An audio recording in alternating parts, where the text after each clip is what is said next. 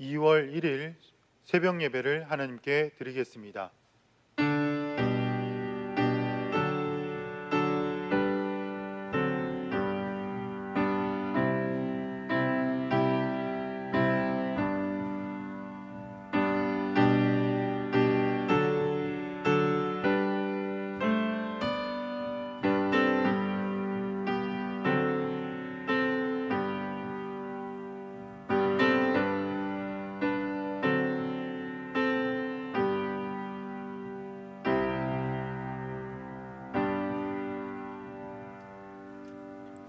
사도신경으로 신앙 고백하겠습니다.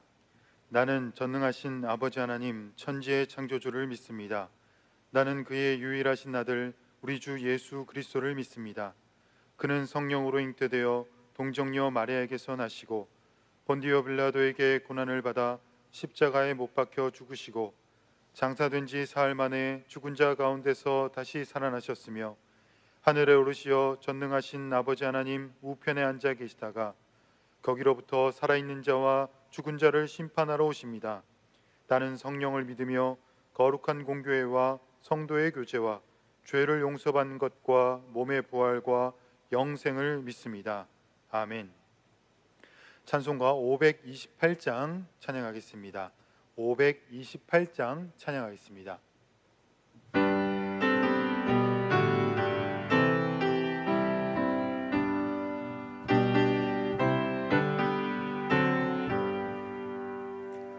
예수가 우리를 부르는 소리 금성 부드러워 문 앞에 나와서 사면을 보며 우리를 기다리네. 오라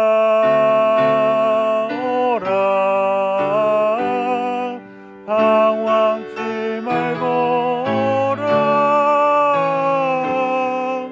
죄 있는 자들아 이리로 오라.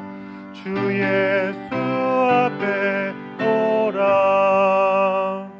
간절히 오라고 부르실 때에 우리는 지체하랴.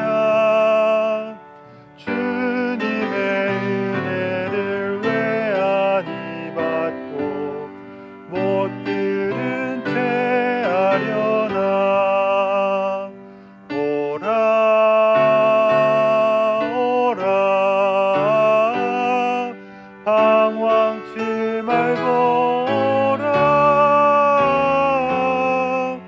죄 있는 자들아 이리로 오라. 주 예수 앞에 오라. 세월이 살같이 빠르게 지나 쾌락이 끝이 나고 사망의 그늘이 너와 내 앞에 둘리며 가리우네. 오라 오라. 방황치 말고 오라. 죄 있는 자들아 이리로 오라. 주 예수 앞에 오라. 우리를 위하여 예비해 두신 영원한 집이 있어. 죄 많은 세상을 떠나게 될 때 영접해 주시겠네. 오라 오라. 방황치 말고 오라. 죄 있는 자들아 이리로 오라. 주 예수 앞에 오라. 아멘. 오늘 우리에게 주신 말씀은 신약성경 마태복음 9장 1절에서 13절까지 말씀입니다. 신약성경 13페이지 마태복음 9장 1절에서부터 13절까지 말씀 제가 봉독하겠습니다. 예수께서 배에 오르사 건너가 본 동네에 이르시니 침상에 누운 중풍병자를 사람들이 데리고 오거늘 예수께서 그들의 믿음을 보시고 중풍병자에게 이르시되 작은 자야 안심하라 내 죄 사함을 받았느니라. 어떤 서기관들이 속으로 이르되 이 사람이 신성을 모독하도다. 예수께서 그 생각을 아시고 이르시되 너희가 어찌하여 마음에 악한 생각을 하느냐. 내 죄 사함을 받았느니라 하는 말과 일어나 걸어가라 하는 말 중에 어느 것이 쉽겠느냐. 그러나 인자가 세상에서 죄를 사하는 권능이 있는 줄을 너희로 알게 하려 하노라 하시고 중풍병자에게 말씀하시되 일어나 내 침상을 가지고 집으로 가라 하시니 그가 일어나 집으로 돌아가거늘 무리가 보고 두려워하며 이런 권능을 사람에게 주신 하나님께 영광을 돌리니라. 예수께서 그곳을 떠나 지나가시다가 마테라 하는 사람이 세관에 앉아 있는 것을 보시고 이르시되 나를 따르라 하시니 일어나 따르니라.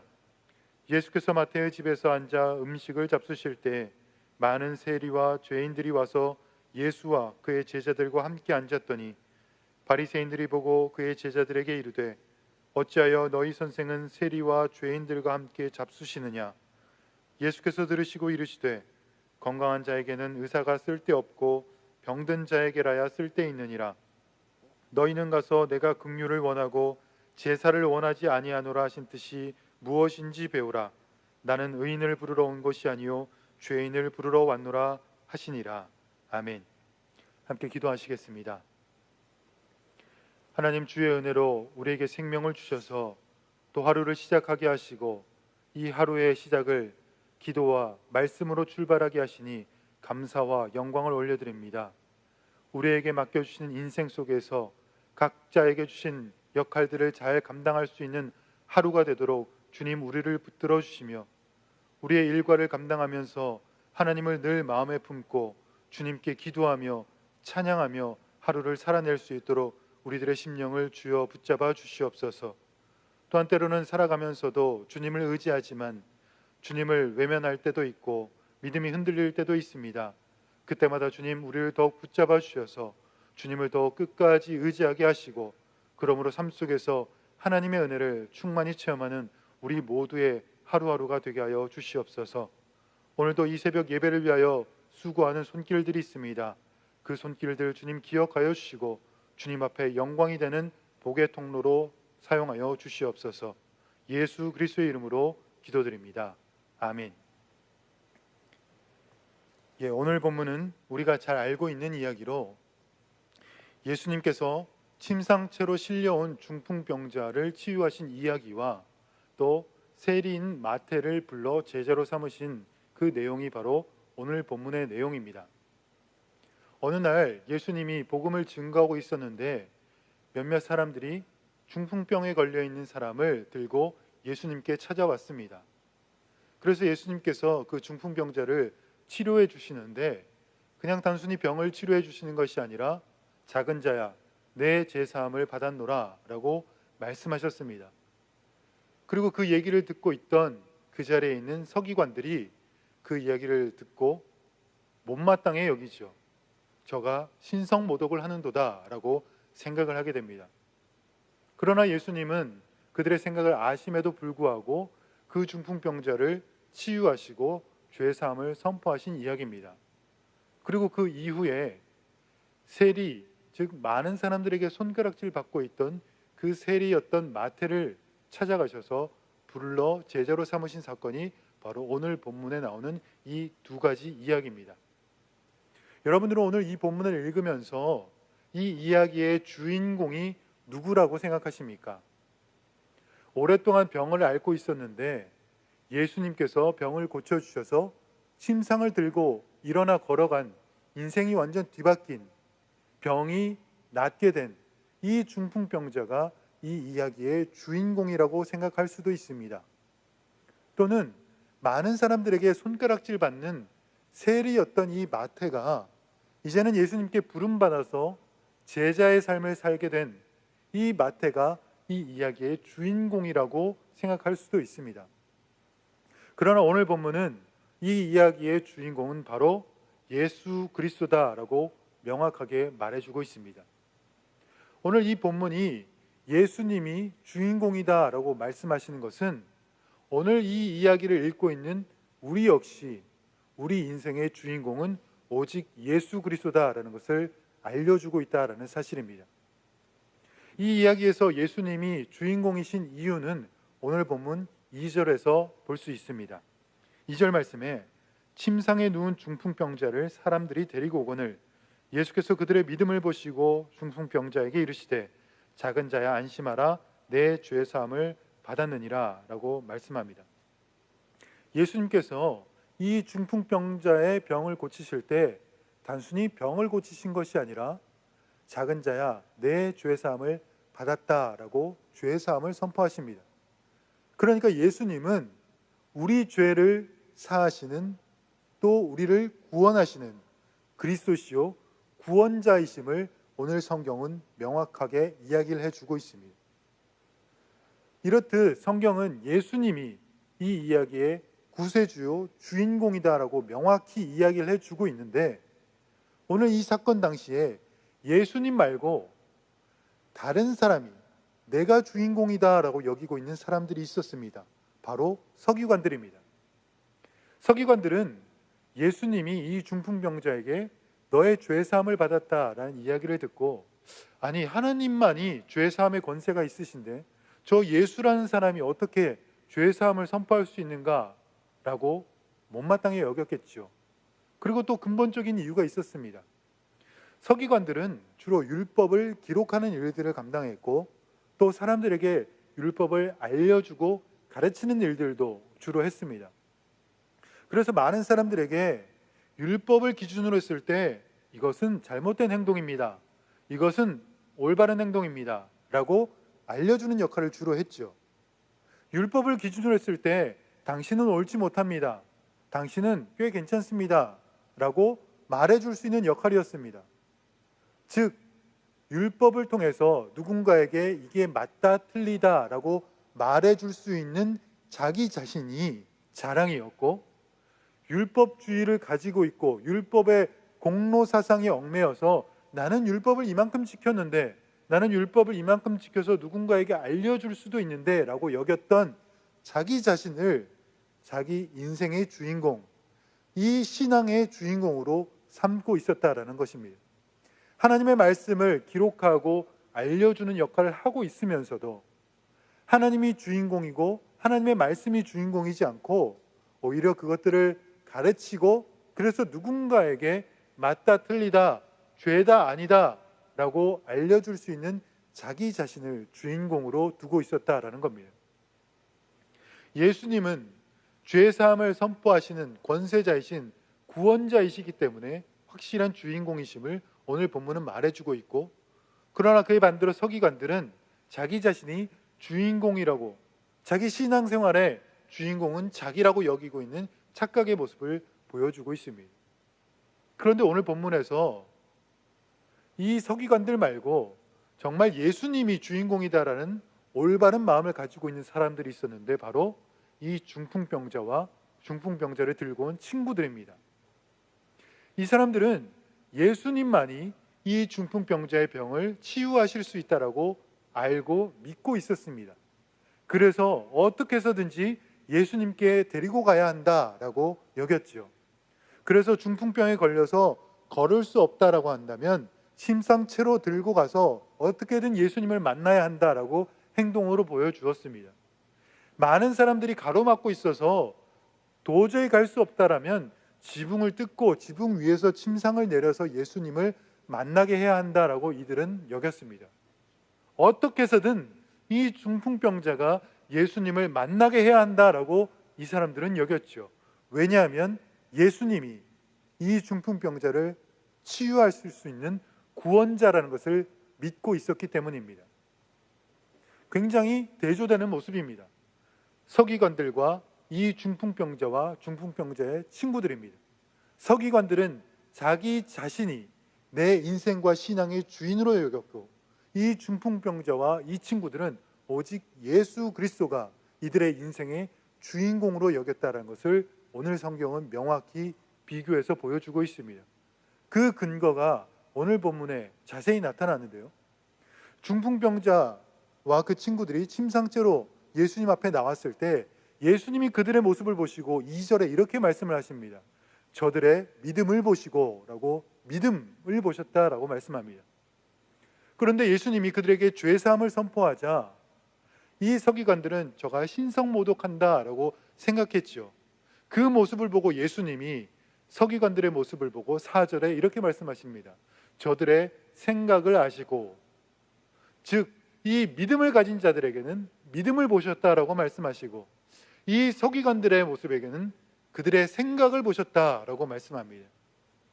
이 서기관들은 나의 생각, 나의 판단, 나의 경험, 나의 의로움, 이것이 자기에게 주인이었죠. 그것이 자기 삶의 중심이었고 자기 신앙의 근본이었다는 겁니다. 그러나 중풍병자와 중풍병자의 친구들은 오직 예수님이 중심이었고 예수님을 향한 그 믿음이 중심이었다는 겁니다. 그래서 예수님은 이들의 생각을 보셨고 이들의 판단을 보셨고 이들의 경험을 보셨고 자기 자신이 주인이라는 것을 보셨고, 반대로 이 중풍병자와 친구들에게는 믿음을 보셨다라고 명확히 말씀해 주고 있습니다. 그리고 오늘 이 본문을 읽고 있는 우리들에게 너는 어느 그룹에, 어느 자리에 속할 것인가 라는 것을 오늘 우리에게 묻고 있습니다. 나는 예수 그리스도를 주인공으로 두고 있는 그 믿음의 자리에 설 것인가, 아니면 나는 믿음이 있다라고는 하지만 여전히 내가 주인공인, 나의 경험이 주인공인 그 자리에 서 있을 것인가 라는 것을 주님은 우리에게 물어보고 있습니다. 오늘 이 본문은 우리에게 우리가 살아가는 일상 속에서 나는 과연 내 인생의 주인을, 중심을 누구로 두고 살아가고 있는가를 점검해 보게 합니다. 우리가 사업을 하거나 또는 공부를 하거나 또는 여러 가지 미래의 계획을 세워나갈 때 나는 과연 그 모든 것의 중심을 과연 주님으로 두고 있는가, 하나님의 말씀으로 두고 있는가, 아니면 나는 세상 이치와 세상 돌아가는 것을 주인으로 두고 삼고 있는가, 우리는 점검해 볼 필요가 있다라는 것입니다. 나는 가정을 꾸려나갈 때, 나는 자녀들을 대할 때 그 대화의 중심에 믿음이, 하나님이 들어있는가, 아니면 계산과 확률과 성공과 출세만이 주인으로 삼고 있는가, 우리는 꼭 점검해 볼 필요가 있다는 겁니다. 주님이 나의 생각을 보시는가, 주님이 나의 믿음을 보시는가, 우리는 그것을 꼭 유념해 보아야 한다는 것입니다. 중풍병자가 중풍병에서 예수님의 선포를 듣고 나와서 그 자리에 일어나 걸어갔던 것처럼 오늘날 우리들 삶에도 내 모든 문제가 깨끗이 나아서 일어섰으면 좋겠다라는 소망들을 가지고 있습니다. 그래서 세상을 둘러보면 세상에는 그 일어나게끔 하는 기술들을 참 많이 알려주지요. 처세술도 있고요, 심리학도 있고요, 또 투자법도 있고요, 여러 가지 기술도 있고 권력도 있고 명예도 있습니다. 물질도 있습니다. 여러 가지 것들을 통해서 우리가 일어설 수 있다고, 그것을 주인 삼으라고 우리에게 끊임없이 세상은 유혹합니다. 물론 우리도 세상 이치를 알아야 되고 세상 물정도 알아야 되고 세상 돌아가는 것도 알아야 됩니다. 그러나 그 모든 것들 중심에 그 권력과 물질을, 내 직업을 사용하는 그 가치관과 그 중심이 오직 예수 그리스도와 그 믿음으로 우리는 이루어져 있어야 한다는 것을 오늘 본문은 우리에게 말씀해 주고 있습니다. 우리 주인 되신 주님은 우리가 주님을 주인으로 삼고 살아갔을 때 우리에게 죄사함을 선포하시고 우리의 모든 문제를 깨끗이 회복시켜 주시니 그 주님을 주인으로 품고 언제든지 주님 앞에 나오라 라고 오늘 우리에게 말씀해 주고 있습니다.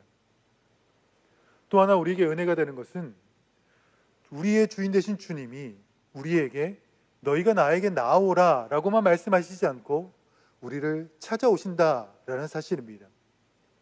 예수님은 제자들을 부르실 때 그 제자들에게 찾아가서 부르셨죠. 베드로가 갈릴리 바다에서 배 위에서 물고기를 잡고 있을 때 주님은 베드로에게 찾아가셨고 나를 따르라 라고 말씀하셨습니다. 그래서 베드로와 형제 안드레를 제자로 삼으셨죠.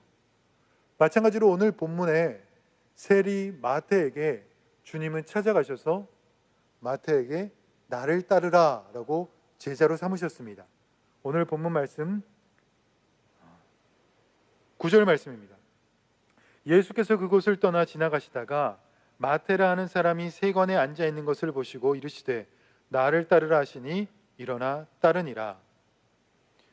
오늘 본문 앞에 보면 예수님께서 산에서 설교를 하셨습니다.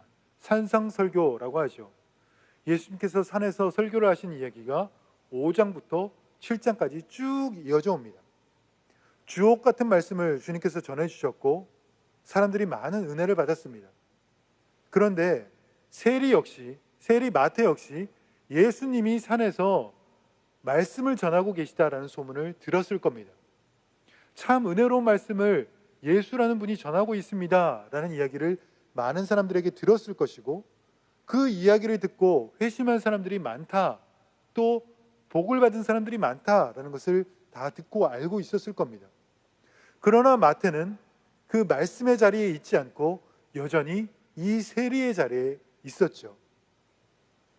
말씀의 자리와 동떨어진 이 세리의 자리, 은혜의 자리와 동떨어진 세상의 자리, 믿음의 자리와 동떨어진 자기 가치의 자리, 주님을 주인으로 품는 그 자리에서 멀리 떨어진 자기 자신과 자기의 물질을 주인으로 삼는 그 세리의 자리에 마태는 여전히 머물러 있었다라는 겁니다. 그러나 우리 주님은 그 동떨어져 있는 마태에게 직접 찾아오셔서 직접 마태를 부르시고 직접 마태의 집에 머무르시며 그 사람들과 함께 먹고 마셨다라는 것입니다.